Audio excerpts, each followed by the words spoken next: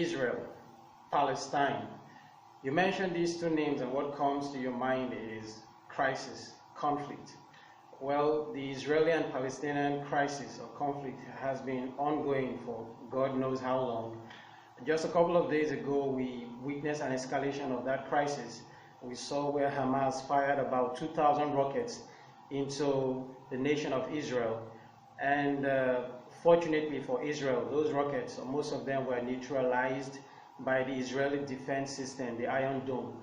And Israel has also taken countermeasures in trying to hit back at Hamas, and this has proven very, very difficult for the Israeli defense forces, seeing that Hamas operates from the civilian, from amongst their civilians, and then there have been some civilian casualties. So there's been a lot of talk, people sharing their perspectives on the measure of force, that Israel should be more responsible, and it's been difficult for both sides. The truth about it is that both parties or both sides have suffered casualties.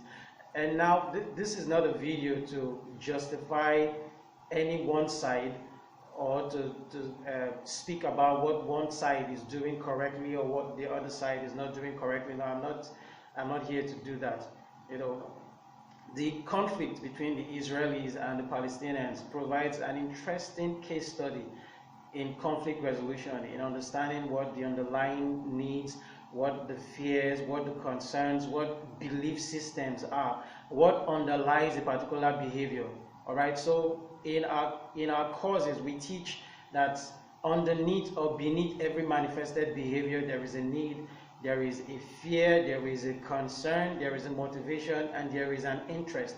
So while the world, while the United Nations and the international community or the international body are calling for ceasefire or trying to proffer a solution to a lasting peace, the way to go about it is, first of all, to identify what these underlying concerns are, what the fears are, what the needs are between these parties. And that is when a creative or a constructive solution can be created to a lasting peace.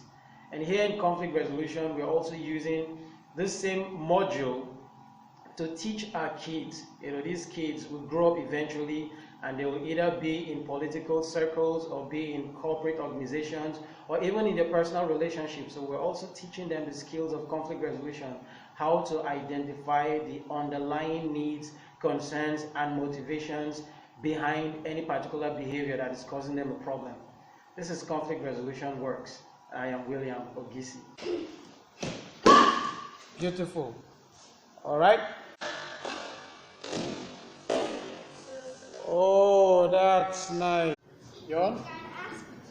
Timothy can ask his friends, his strongest friends, to help him, protect him, and in return, he will give them something that they all like. I have bodyguard. But then why don't they still close to you? Okay, so I said that you should look at conflict resolution as a what? As a weapon, right? And my case scenario was, imagine that there are these guys, these bad boys, just shooting around or looking for people to struggle, that kind of thing. And then you see a military, or you see some military guys, they're also running and going to hide in the bush. I'm going to hide, just hide in people's homes. No, let them pass, let them pass. I don't want to disturb them. What do you think of them? I think of them as crazy and scared. Guys, so the problem is the problem. The problem is the problem. I am not the problem. I am not the problem. So we're here to attack the problem and not the person. So in subsequent classes, of course, we're going to teach you how to make, we'll give you examples of how to make I phrase doing that thing, and then the next thing, they become your best friend. They become best friends with you. So attack the problem and not the person. Look for the underlying concerns, the fears, the needs, and what is underneath all that behavior. And find ways to address that, and you will solve whatever the conflict is. Whether it's your parents,